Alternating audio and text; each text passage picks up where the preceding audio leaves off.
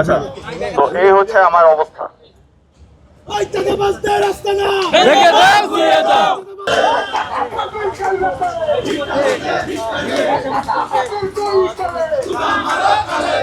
তোমরা সিংহের লেজে হাত দিয়ে সিংহকে জাগিয়ে দিতে চাও না, তাইলে সড়ক পরিবহন মন্ত্রী নিজেই চাঁদাবাজিকে গ্রহণযোগ্যতা দিয়েছে সমঝোতার মধ্যে দিয়ে। আমরা দেখতে পাচ্ছি একটা গোষ্ঠী চাঁদাবাজি সহ সকল প্রকার অরাজনৈতিক কাজ কারবারের সাথে যুক্ত হয়ে আছে।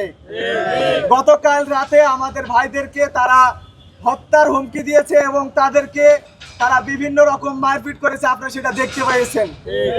আজকের এই প্রোগ্রাম থেকে তাদেরকে জানিয়ে দিতে চাই, তোমরা সিংহের লেজে হাত দিয়ে সিংহকে জাগিয়ে দিতে চাও না, তাইলে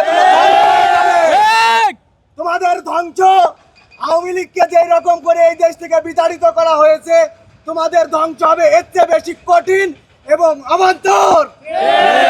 তাই আজকের এই প্রোগ্রাম থেকে সকলকে আলটিমেটাম দিয়ে দিতে চাই যে তোমরা চাঁদাবাজি থেকে দূরে সরে আসো এবং তোমরা সকল প্রকার অরাজনৈতিক এবং অরাজকতা থেকে দূরে সরে আসো। সড়ক পরিবহন মন্ত্রী নিজেই চাঁদাবাজিকে গ্রহণযোগ্যতা দিয়েছে সমঝোতার মধ্যে দিয়ে।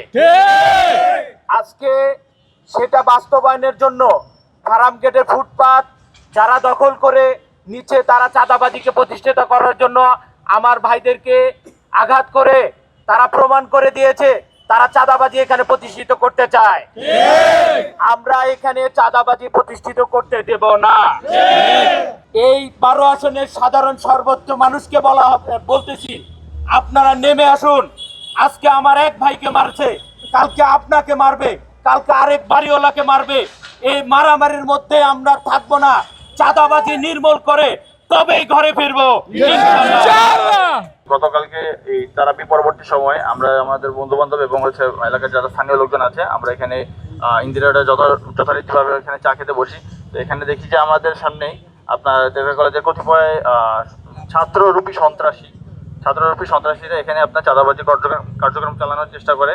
তো পরবর্তীতে আমরা যখন এটাকে প্রতিবাদ করা শুরু করি, তো বাকবিতণ্ডার একটা পর্যায়ে তারা ব্যাকফুটে চলে যায় এবং হচ্ছে তারা সমঝোতার নামে তারা হচ্ছে ম্যান পাওয়ার কালেক্ট করা শুরু করে। অ্যাকচুয়ালি ম্যান পাওয়ার তো না, সন্ত্রাসী কালেক্ট করা শুরু করে, যার প্রতিফলন আমরা দেখতে পেরেছি।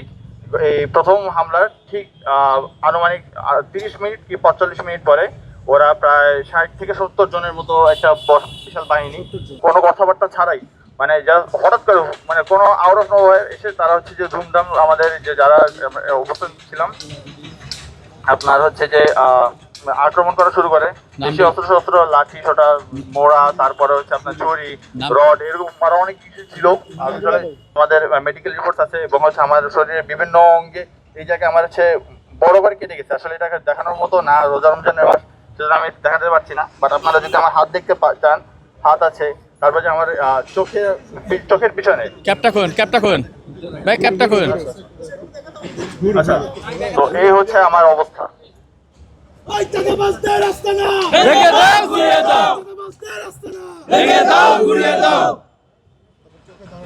এবং চোখে ধারালো অস্ত্র দিয়ে আপনার আঘাত করা হয়েছে। আমার এইগুলো সবগুলো আপনার হচ্ছে পুলিশ কেসের আপনার রিপোর্ট আছে। চোখ আর হাত নিয়ে খেললে কি হয়, বিগত সরকার এটা তা দেখছে।